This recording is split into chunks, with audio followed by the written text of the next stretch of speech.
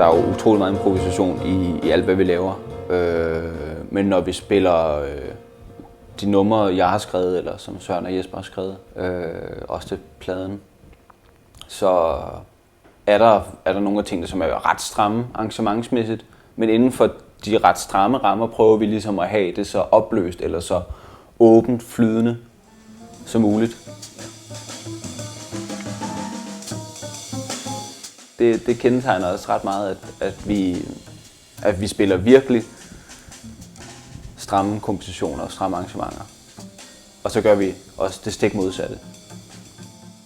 Altså vi lader den gå derhen, hvor den går hen, når det sker. Altså det er den eneste måde at få det mest troværdige take af nummeret. Og det er jo det fede ved, når man er i studiet, man kan gå ind og tage et take på noget, gå ud og lytte på det, og så tage det i en helt anden retning. Og så derved ligesom skabe noget helt nyt i et bestemt nummer. Og det er også en generel tilgang, den åbne tilgang til musikken. At alt kan ske, når vi spiller de her ting, på trods af, at vi kender det så godt.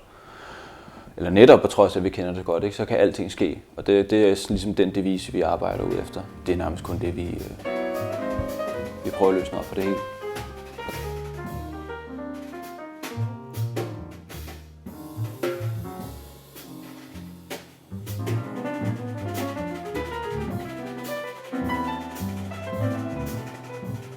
Altså tanken har været, at jeg ikke vil lave en plade, som har 7-8 fuldlængde numre i rap.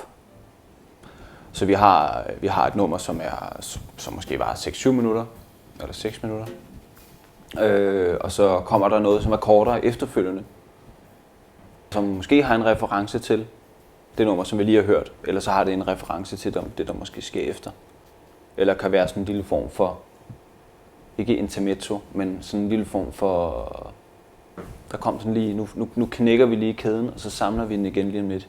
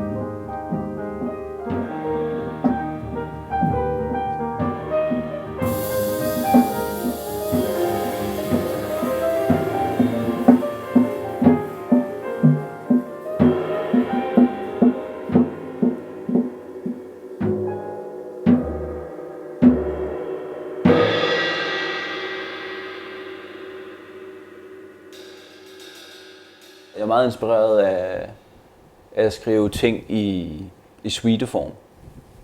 Eller få ting til at lyde som om, at det er skrevet som en suite. Hvilke album også kommer til at bære præg af nogle af stederne. Og det er vel måske for at understrege en historie. Men den historie, det må man så selv finde ud af. Ja.